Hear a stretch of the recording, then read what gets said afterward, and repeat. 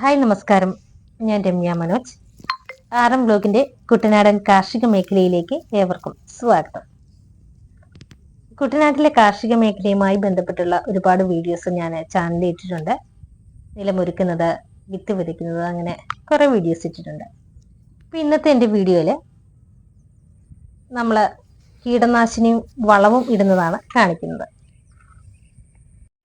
നമുക്കറിയാം, കുട്ടനാട്ടിലെ ഓരോ കർഷകനും മണ്ണിന്റെ സ്പന്ദനം അറിയാം. ഓരോ വിത്തും ഇങ്ങനെ മുളച്ചു പൊങ്ങുമ്പോൾ കർഷകന്റെ ഉള്ളിൽ ആഹ്ലാദമാണ്. ഇവിടെ ഈ ദൃശ്യങ്ങളിൽ നിങ്ങൾ കാണുന്നത് 14 ദിവസം പ്രായമായ ഞാറാണ്. ഇത്രയും വളർച്ച എത്തിയിട്ടുണ്ട്. ഇനി ഇതിൽ നമ്മൾ ചെയ്യേണ്ടത് കീടനാശിനിയും വളവും ഇടുന്നതാണ്.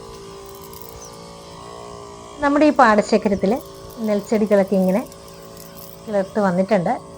14 ദിവസമായെന്ന് പറഞ്ഞല്ലോ. നോക്കിക്കേ, എന്ത് ഭംഗിയാണ് കാണാൻ. പച്ചപ്പട്ടിങ്ങനെ ചാർത്തി നിൽക്കുകയാണ് സുന്ദരിയായിട്ട് നമ്മുടെ പാടശേഖരങ്ങൾ. ഇപ്പൊ ഇവിടെ ഇന്ന് വളമിടലാണ്, കീടനാശിനി തളിക്കലാണ്. അതിനായിട്ട് കർഷകർ ഇവിടെ ഉപയോഗിക്കുന്നത് നോമിനി ഗോൾഡ് ആണ്, കീടനാശിനിയാണ്. അത് 1 ലിറ്ററിന് ഏകദേശം 6000 രൂപയാണ് വില വരുന്നത്. അതിനോടൊപ്പം മിക്സ് ചെയ്യുന്ന അഫിഡിറ്റി ഉണ്ട്, പിന്നെ പശയും ചേർത്താണ് മിക്സ് ചെയ്തിട്ടാണ് നമ്മളിത് തളിച്ചു കൊടുക്കുന്നത്.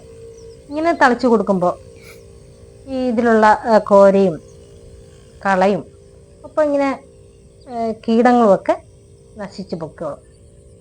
ഇപ്പം നമ്മൾ ദൃശ്യങ്ങളിലൂടെ കണ്ടുകൊണ്ടിരിക്കുന്നത് കീടനാശിനി തളിക്കുന്നതും വളമിടുന്നതൊക്കെയാണ്.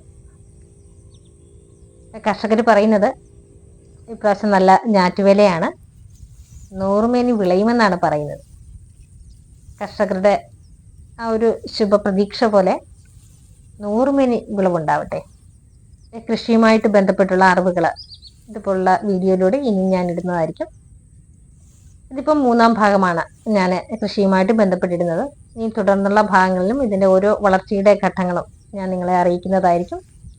എൻ്റെ വീഡിയോ കാണുന്നവർ ലൈക്ക് ചെയ്യണം, കമൻറ്റ് ചെയ്യണം, ഷെയർ ചെയ്യണം, സബ്സ്ക്രൈബും ചെയ്യണം. പുതിയ വിശേഷങ്ങളുമായിട്ട് വീണ്ടും എത്താം. ടാറ്റാ.